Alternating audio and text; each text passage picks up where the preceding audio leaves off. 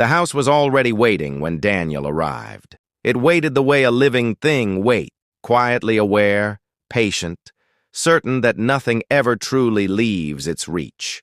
It stood at the end of a narrow road swallowed by trees, their branches knitting together above the asphalt like crooked fingers. The air felt heavier here, thick with the scent of damp earth and old leaves. Daniel told himself it was only the quiet that made him uneasy. After all, silence always feels louder when you leave the city behind. The house looked ordinary at first glance. Wooden siding faded by years of sun and rain, windows dark but intact, a porch that sagged just enough to suggest age rather than danger. It could have belonged to any forgotten family, any quiet town. Yet something about it felt wrong, as if the structure itself was pretending to be harmless. Daniel stepped out of his car and closed the door. The sound echoed too long, bouncing off the trees and returning distorted. He stood still, listening. No birds, no insects. Even the wind seemed to hesitate, brushing the leaves only when it absolutely had to. He had chosen this place for isolation.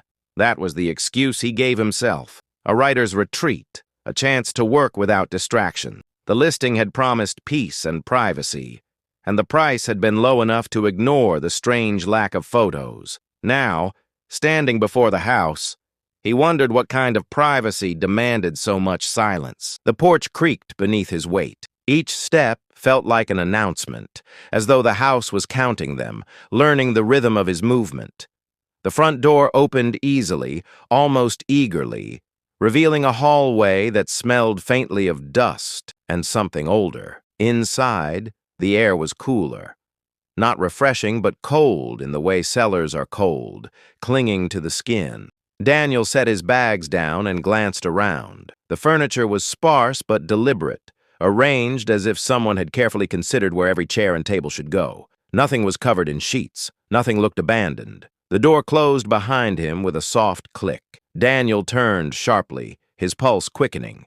He hadn't touched the door. He told himself it was a draft, though the windows were shut. The silence pressed closer, wrapping around him like a held breath. He shook it off and explored the house. The kitchen was clean, too clean, with cabinets that opened soundlessly.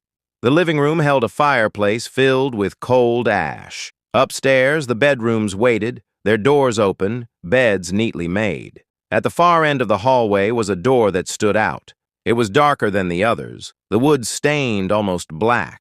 The handle was colder than it should have been when Daniel touched it. It led to the basement. He hesitated, peering down into the narrow stairwell. Darkness pooled at the bottom, thick and lightless. The smell grew stronger here, a damp rot layered with something metallic. Daniel closed the door and told himself he would look later.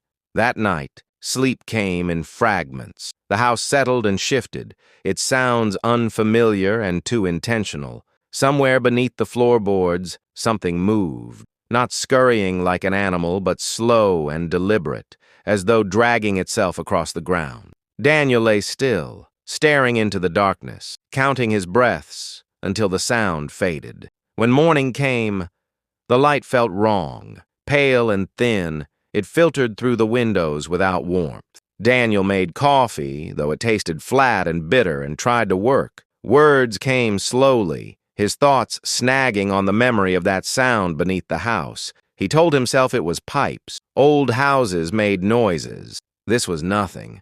Then he noticed the dirt. It was scattered near the base of the basement door. A thin trail of soil smudged across the floor. Daniel frowned, crouching to touch it. It was damp, clinging to his fingers, fresh. He stood and stared at the door. It stared back, unblinking. Against his better judgment, Daniel opened it. The darkness below seemed deeper than before, swallowing the light from above. He found a switch on the wall and flicked it. The bulb buzzed weakly before casting a dim glow down the stairs. The basement was unfinished, its walls rough stone slick with moisture. The floor was packed earth rather than concrete, uneven and scarred. In the center of the room was a shallow pit, its edges crumbling. Daniel's stomach tightened. Something had been digging. He backed away, heart pounding, and closed the door. His thoughts raced, offering explanations that felt thin and fragile. Animal, structural damage, anything but what his instincts whispered. The house was not empty. That night the sounds returned. Louder now, scraping. A wet, dragging motion that traveled beneath the floor, circling the room where Daniel lay frozen in bed. The walls seemed to listen, the ceiling lowering imperceptibly. Then came the whispering. It was not a voice he could understand. It flowed like breath through cracks in the wood, a murmur that brushed against his thoughts without forming word. His name surfaced within it, stretched and distorted. Daniel covered his ears, but the sound came from inside his head. When silence finally returned, it felt like a threat rather than relief. In the days that followed, the house changed. Doors were left open that Daniel swore he had closed. Objects shifted slightly when he wasn't looking. The mirrors reflected him a moment too late, his movements lagging as though the glass needed time to remember how he should look. The whispering followed him, always just beyond comprehension. It seeped into his writing, his thoughts twisting toward darker paths. He wrote scenes he did not remember imagining, words that felt borrowed rather than created. Late one evening, he noticed fresh dirt again, this time leading from the basement toward the stairs. The pit beneath the house was growing. Fear hardened into resolve. Daniel grabbed a flashlight and a heavy piece of wood from the fireplace. He told himself that if something was living beneath the house, he needed to face it. Leaving felt impossible, as though the road beyond the trees had faded from existence. The basement light flickered as he descended. The pit was wider now, deeper. The earth around it was disturbed, clawed. From within the hole came a sound like breathing. Daniel edged closer, shining his flashlight into the darkness. The beam caught movement. Pale flesh pressed against the soil, stretching and retreating, as though the ground itself were alive. A face emerged. It was almost human. Almost. The skin was stretched thin, eyes too large and too empty, mouth pulled into a shape that suggested memory rather than expression. Its body followed, unfolding from the earth with slow, painful movements. The whispering grew louder, resolving into something like language, not spoken aloud, but poured directly into Daniel's mind. It had been alone for a long time. It had listened to the house breathe. It had learned the shape of loneliness. Daniel tried to run. His legs refused to move. The creature reached out, its fingers digging into the dirt, pulling itself closer.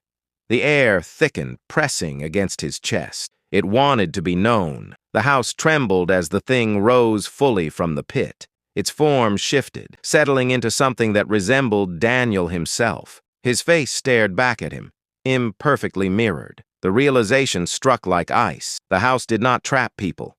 It replaced them. The last thing Daniel felt was the ground giving way beneath his feet, the cold earth closing around him as the whispering finally stopped. Above, the house sighed. The road through the trees remains empty. Travelers sometimes notice a house at the end of it, quiet and unassuming. The lights are always on. The door is always unlocked. And inside, someone is waiting, ready to be heard.